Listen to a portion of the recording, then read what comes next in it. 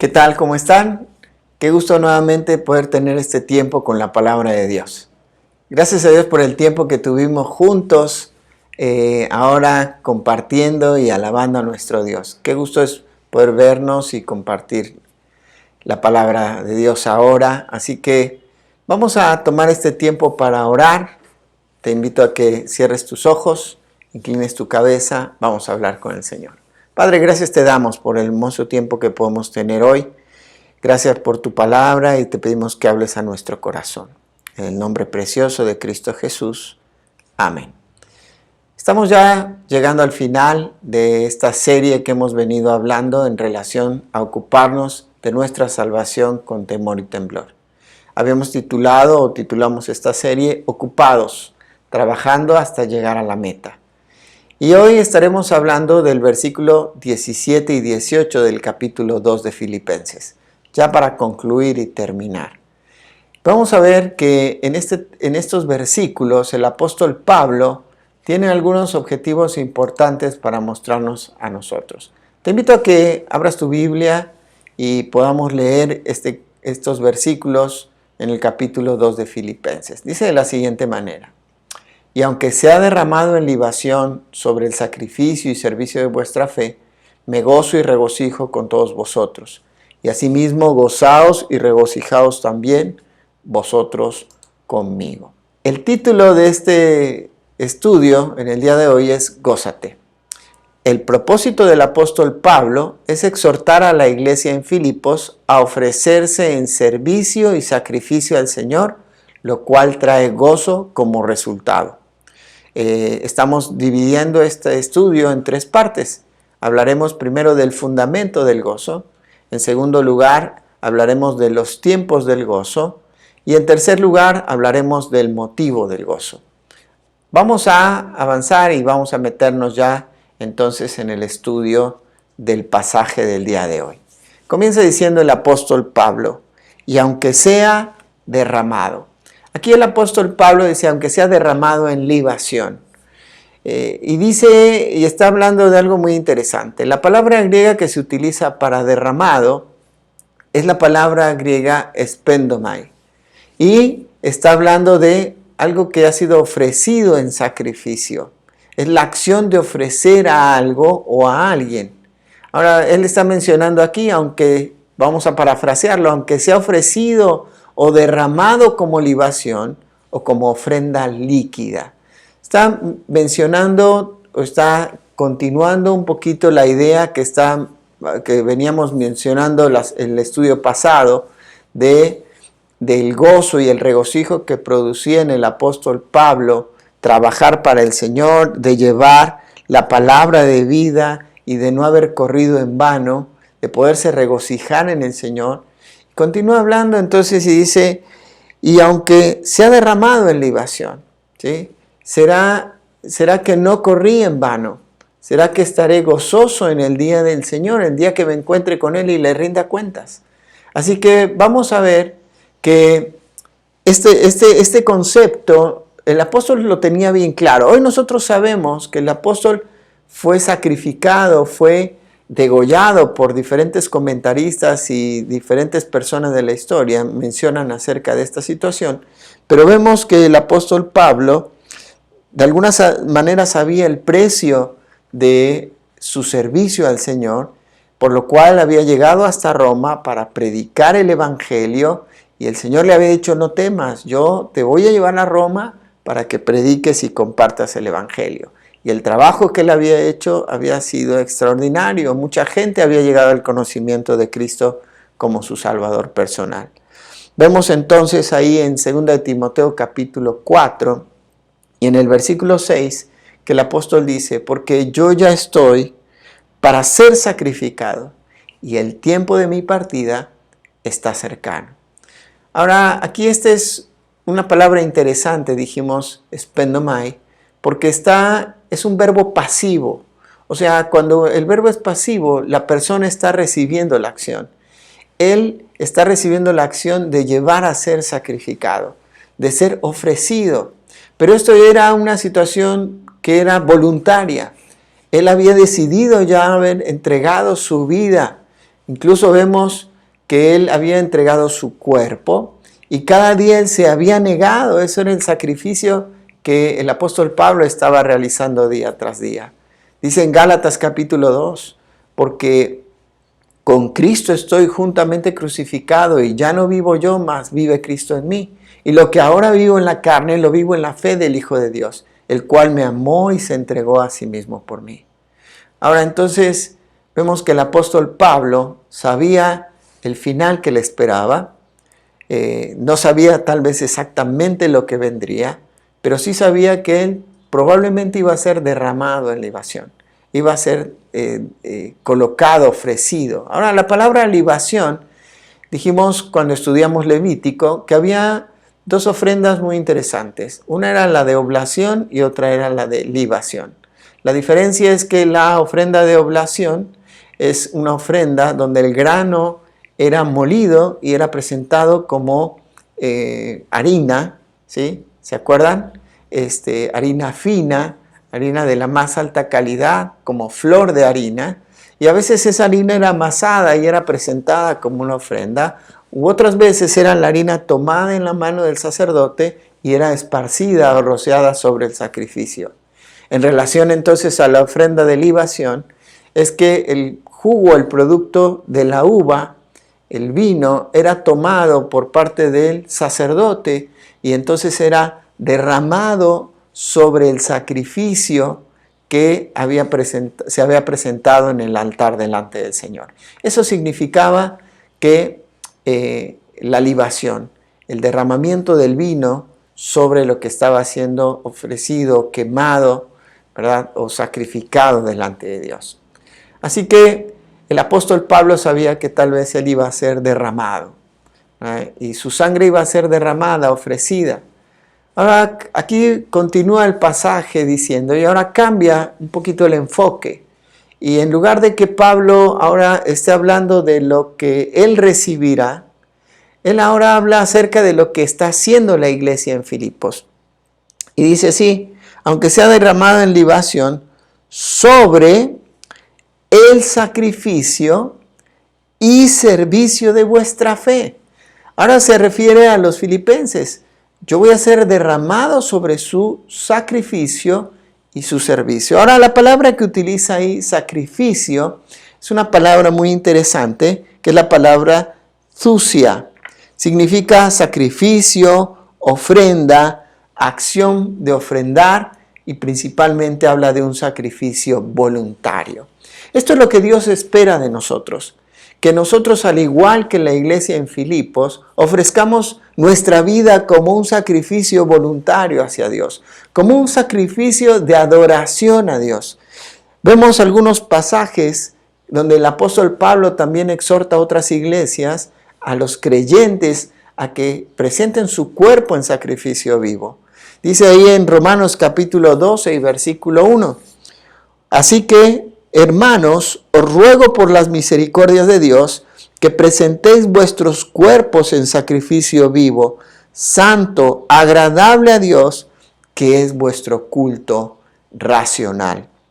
Vemos entonces aquí la importancia de que nosotros presentemos nuestro cuerpo en sacrificio vivo. Así como la iglesia en Filipos se había entregado a ese sacrificio, se había dedicado a Dios en sacrificio, ¿verdad?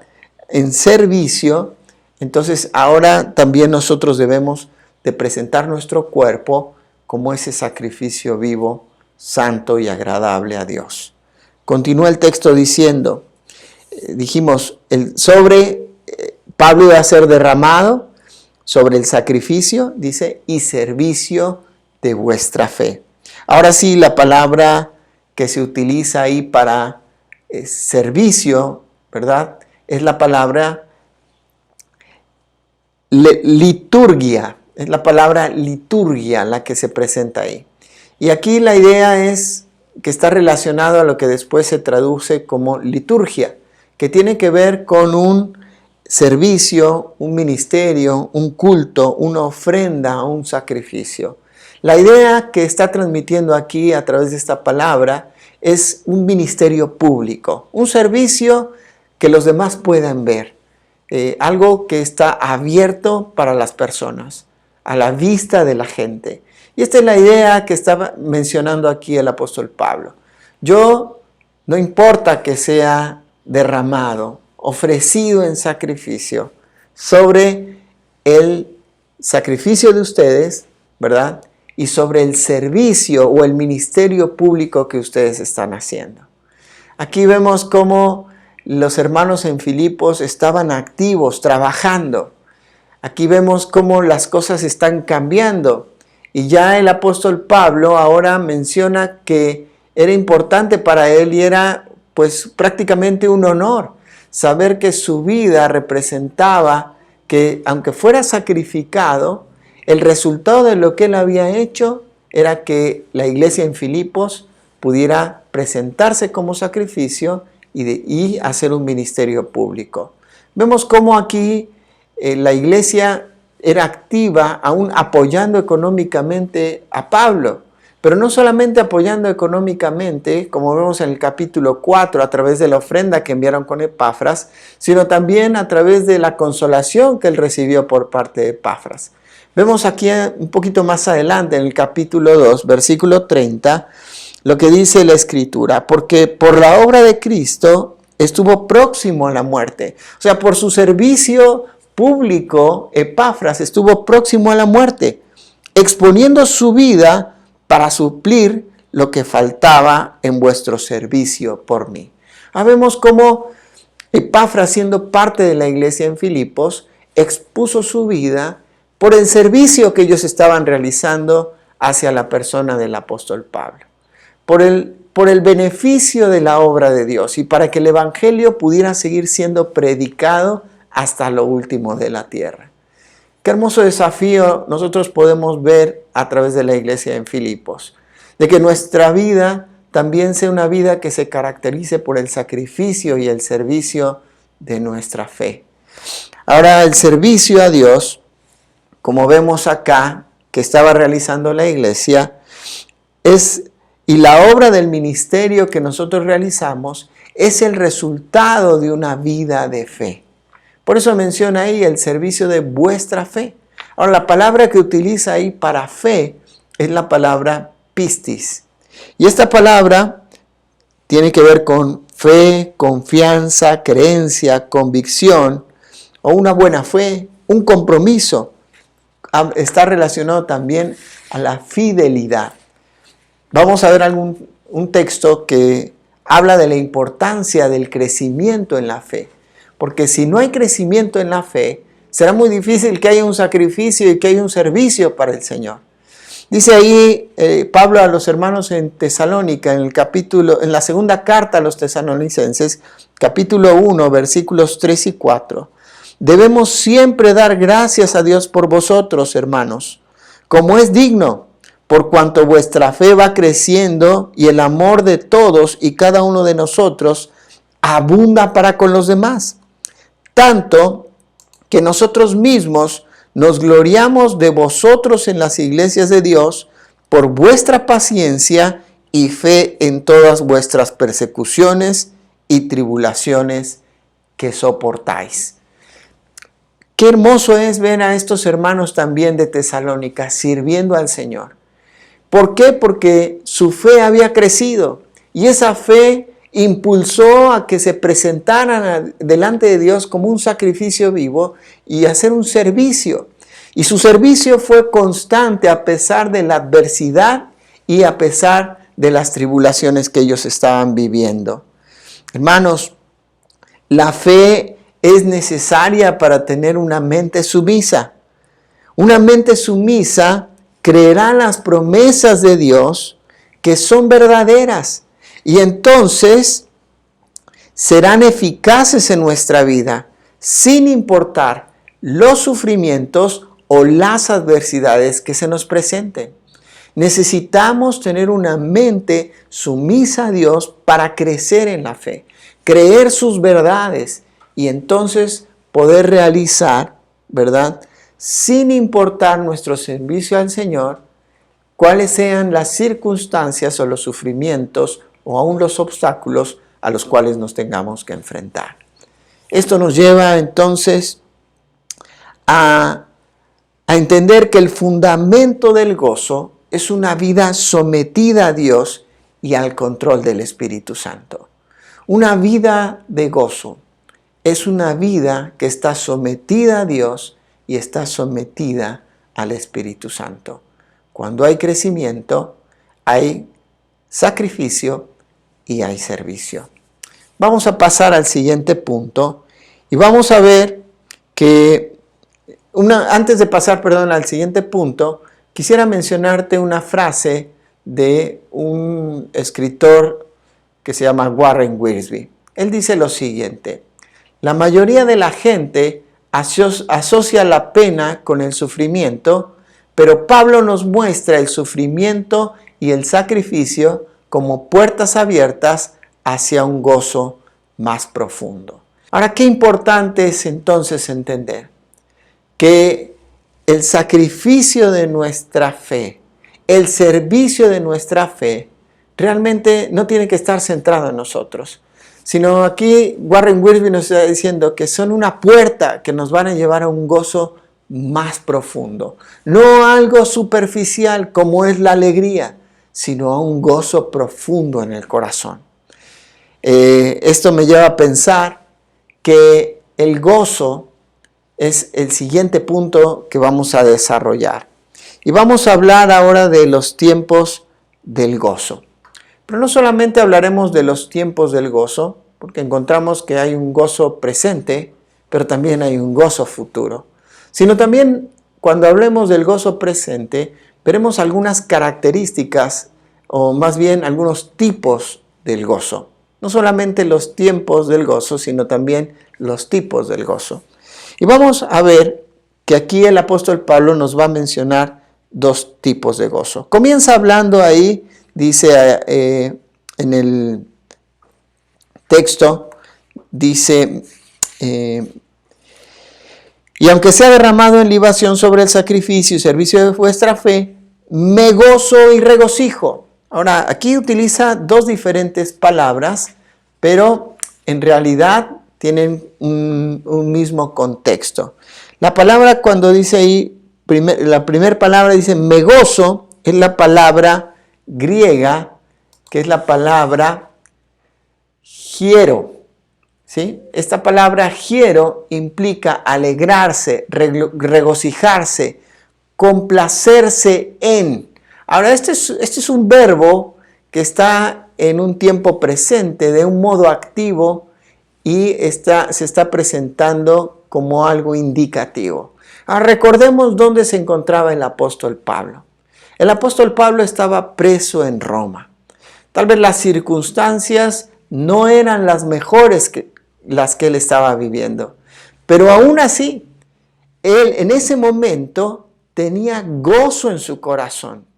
Ahora, las circunstancias eran adversas, pero su corazón estaba gozoso.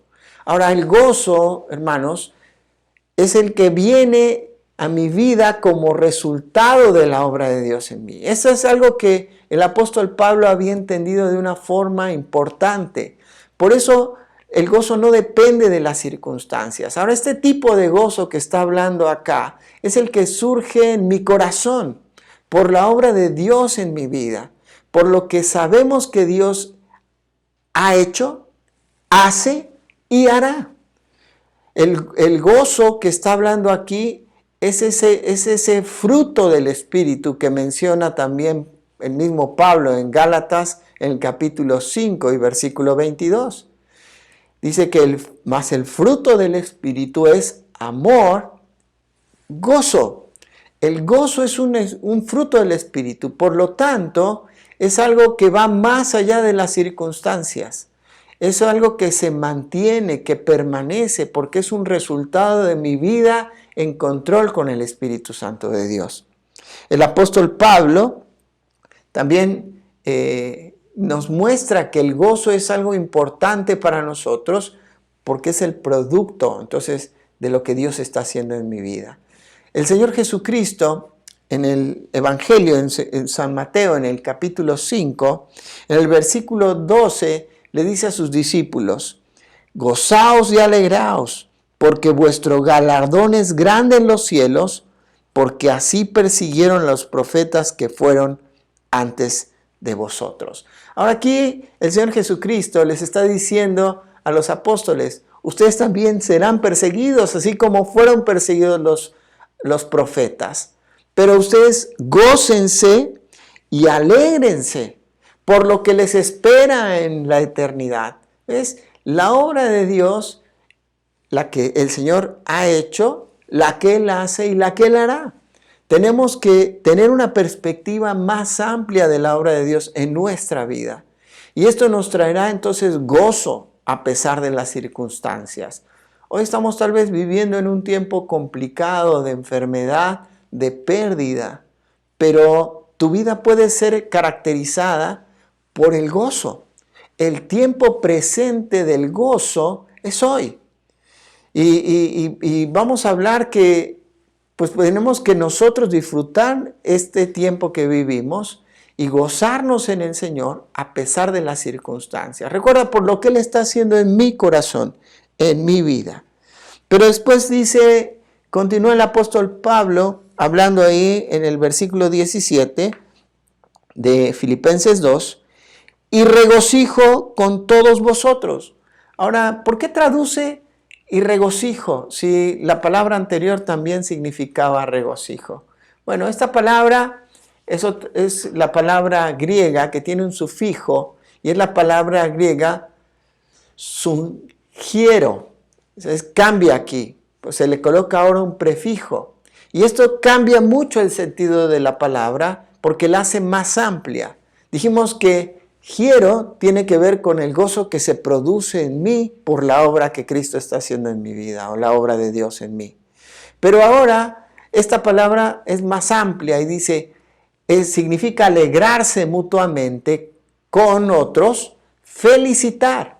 Ahora está indicando el apóstol Pablo aquí, en su condición presente, como algo que está surgiendo en su corazón, algo activo, que él está ahora gozoso con ellos por la obra que están realizando.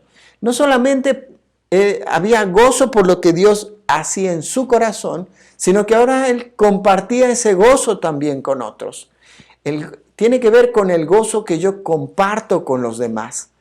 El Señor Jesucristo nos exhorta a través de diferentes pasajes y nos muestra esta característica del gozo que se comparte.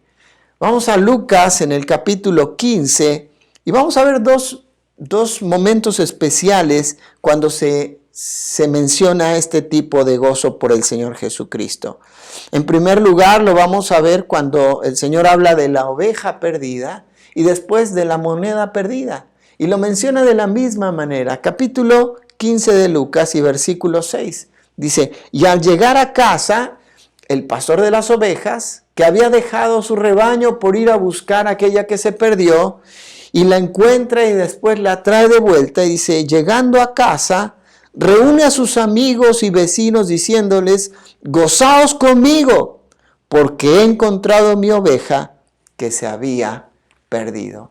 Esta es la palabra griega sungiero, ¿sí? Ahora cambia, es más amplia. El pastor encontró a su oveja, pero ahora él comparte su gozo con los demás. No solamente se goza en su interior, sino lo expresa ahora.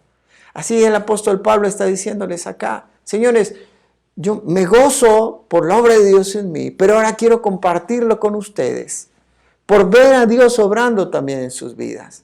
Ahora, versículo 9, ahí en Lucas capítulo 15, dice, hablando de la moneda perdida y la mujer que barre por todos lados hasta que encuentra la moneda, dice, y cuando la encuentra, reúne a sus amigas y vecinas diciendo, gozaos conmigo, porque he encontrado la dracma que había perdido.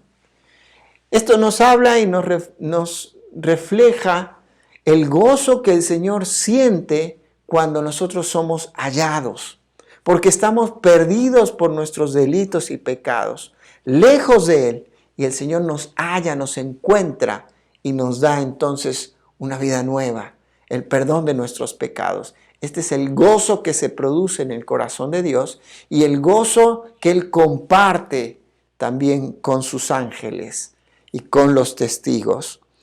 Ahí también el apóstol Pablo hace referencia a este tipo de gozo dentro del contexto de la iglesia.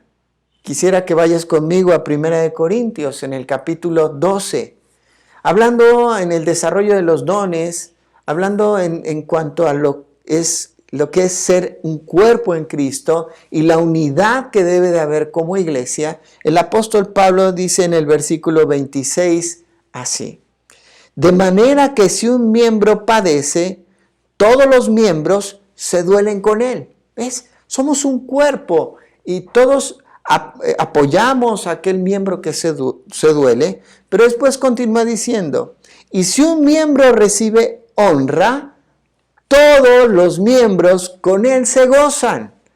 Todos los miembros con él se gozan. Comparten su gozo. Y esto es algo hermoso que podemos como iglesia también nosotros experimentar al saber que cuando hay algo que le duele a un miembro, nos dolemos con él. Pero cuando hay algo que honra a esa persona, a ese miembro, entonces nos gozamos con él.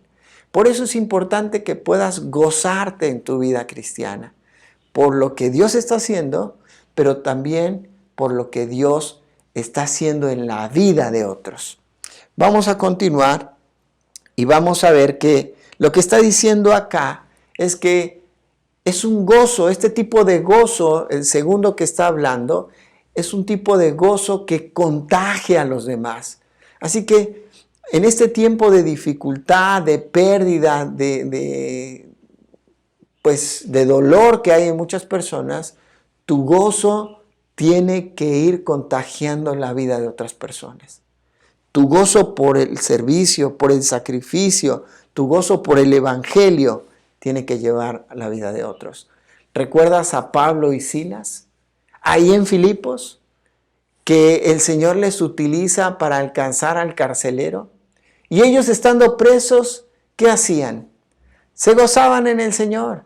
Y dice que cantaban himnos y salmos al Señor. Esto debe haber impactado tremendamente al carcelero. Y cuando entonces vino el terremoto y entonces él los vio, su gozo les contagió. Le contagió a este hombre y le dijo, ¿qué necesito para ser salvo? Así también nuestro gozo tiene que contagiar a la gente que está a nuestro alrededor. Continúa el texto diciendo, y así mismo. Ahí comienza ya el versículo 18 y empieza a desarrollar. O sea, lo que está diciendo aquí Pablo está diciéndoles, y al igual que yo, ustedes también deben de hacer lo mismo. Dice, también deben de gozaos y regocijaos. Ahora aquí es muy interesante porque la conjugación más bien la forma del verbo cambia. Ahora también es un verbo presente, también es un verbo activo, pero ahora ya no es indicativo, ahora es un imperativo. Por eso hablamos que el propósito de Pablo era exhortar, animar, motivar, mandar a la iglesia a que ellos ahora también se gocen y se regocijen. Dejen que Dios obre en su corazón y se sientan gozosos por la obra de Dios en su vida, pero también que lo compartan con otros. Ahora viene ya entonces ambos verbos, vienen entonces conjugados y en presente dijimos con activo, pero también ahora viene de una forma imperativa, como una orden. Y dice ahí, asimismo, gozaos y regocijaos también vosotros conmigo. Ya pasa ahora entonces que este tiempo, el tiempo del gozo, tiene que ver con un tiempo hoy en día.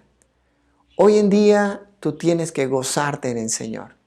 No importa cuáles sean las circunstancias que estás viviendo. Recuerda que el gozo es un fruto del Espíritu, a diferencia de la alegría.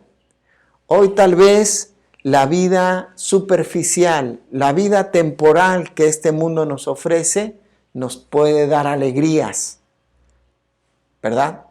Lo hemos visto en estos últimos días. Puede darnos alegrías, pero también puede darnos tristezas, porque es pasajero. Sin embargo, una vida sujeta al Señor, una vida que obedece a Dios, una vida que permite que el Espíritu Santo le controle, obre, le cambie, le transforme, es una vida que tiene gozo, que el Espíritu da ese fruto en su corazón, un gozo que a pesar de las circunstancias permanece en nuestra vida. Vamos entonces a ver un pequeño ejemplo en cuanto a la exhortación que está haciendo Pablo. Y esto lo vamos a leer en 1 Corintios en el capítulo 15 y versículo 58, un texto muy conocido. Dice: así que, hermanos míos amados, estad firmes y constantes, creciendo en la obra del Señor siempre, sabiendo que vuestro trabajo en el Señor no es en vano. Y cuando vemos que nuestro trabajo en el Señor no es en vano, entonces tenemos gozo en nuestra vida. Vamos a ver que el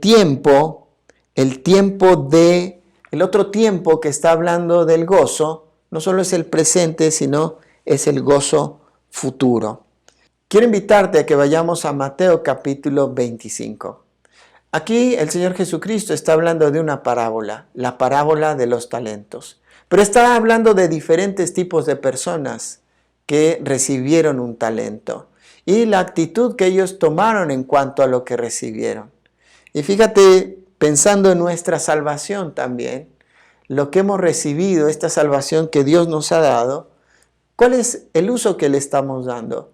¿Realmente nosotros estamos cuidando, ocupándonos de esa salvación con temor y temblor?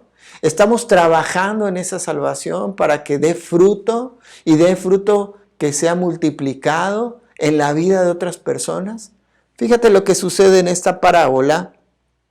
Y hablando de aquellas personas que hicieron producir lo que el Señor le había dado, lo que el dueño de esta propiedad les había dado, estos talentos que les había entregado, dice su Señor, cuando estos siervos vienen y le entregan lo que estuvieron produciendo y cómo trabajaron con mucho ahínco, ¿verdad?, su dinero, o lo hicieron producir, el Señor viene y les dice, versículo 21 y versículo 23 se repite con estos dos personajes, siervos fieles. Dice, su Señor le dijo: bien, buen siervo y fiel, sobre poco has sido fiel, sobre mucho te pondré, entra en el gozo de tu Señor. Y esto nos habla, si bien era una parábola, pero de alguna manera está representando lo que el gozo del Señor será cuando nosotros vayamos, nos presentemos con Él y veamos que nuestra vida no fue en vano, que lo que hicimos en esta tierra, el sacrificio del servicio que realizamos, realmente fue provechoso, porque muchos llegaron al conocimiento de Cristo como Salvador personal. Y eso es algo que como iglesia tenemos que anhelar, hermanos. El gozo presente, ponerlo en práctica, pero también el gozo futuro cuando lleguemos al Señor y entremos en el gozo de nuestro Señor.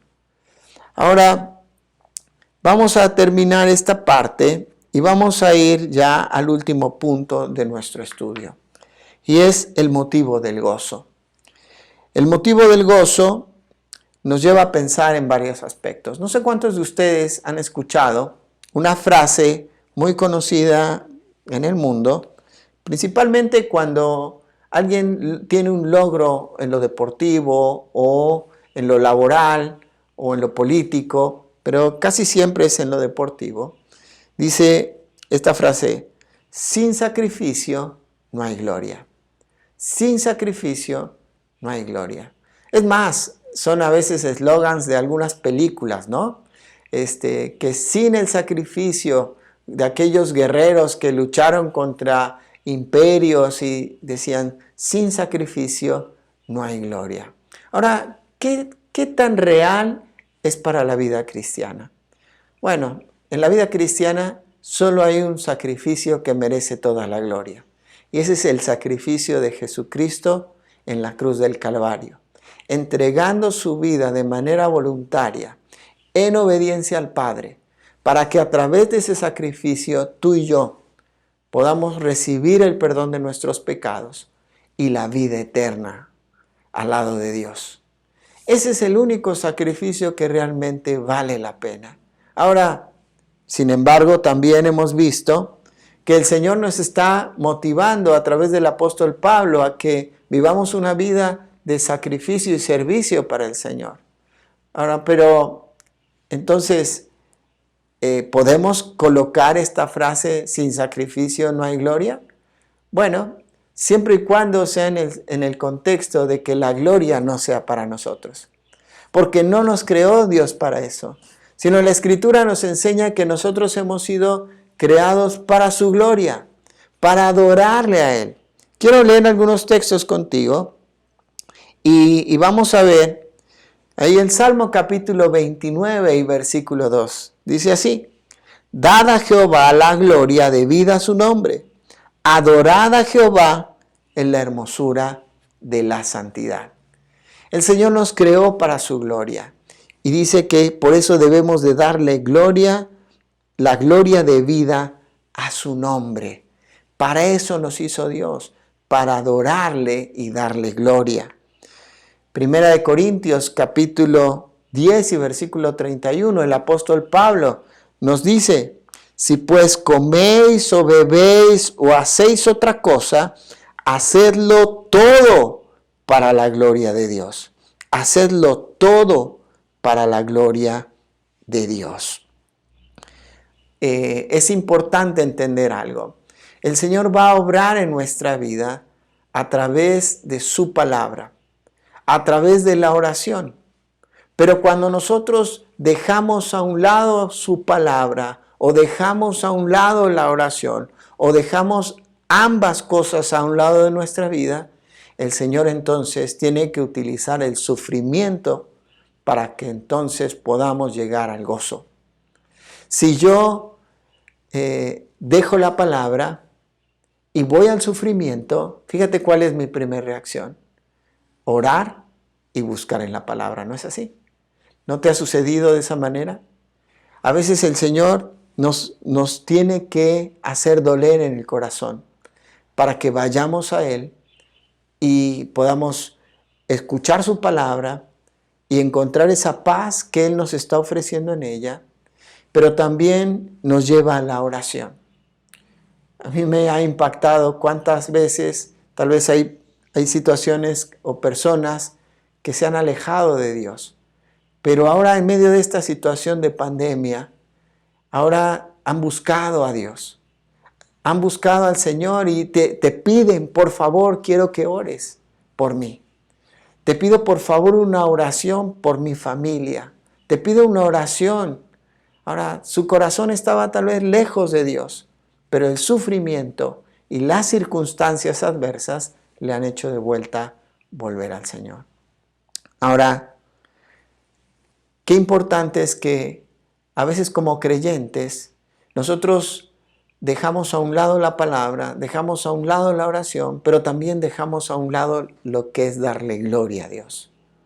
Y el Señor tiene que llevarnos al sufrimiento para entonces nosotros darle la gloria también al Señor.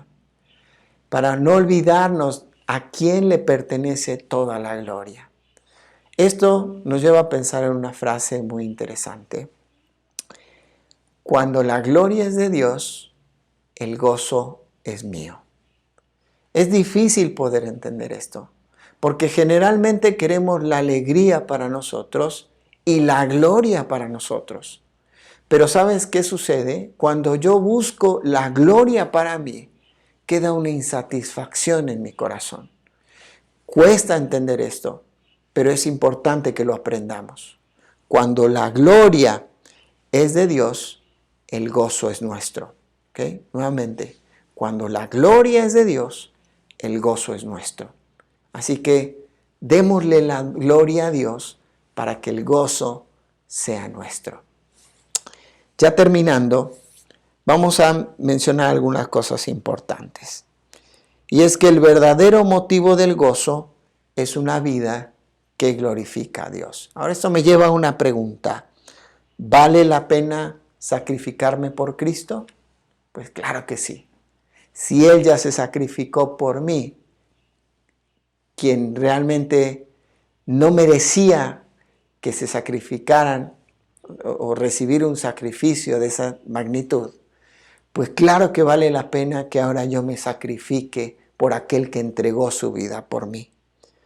Ahora, ¿por qué entonces no lo hago?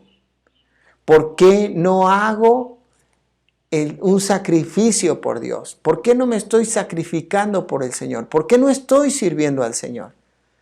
Porque tal vez no has valorado la obra de Cristo en la cruz del Calvario. Hay un hombre, un misionero, que pues tuvo varias profesiones y él fue enviado, él era escocés, pero fue enviado a África por ahí la Junta Misionera de Inglaterra. Este hombre buscó construir caminos en medio del África, llegar a los lugares y a las comunidades a donde nunca antes se había llegado. Este hombre se convirtió en un cartógrafo, o sea, en alguien que hacía mapas para que se pudieran trazar las rutas de una comunidad y adentrarse al corazón de África. Él viajó por ríos, hizo una obra tremenda de evangelización en África, se enfermó cualquier cantidad de veces. El nombre de este misionero era David Livingstone. Y él dijo una frase muy interesante con la que quiero ir concluyendo ya en esta hora. Él dijo lo siguiente: la gente habla del sacrificio que he hecho al pasar gran parte de mi vida en África.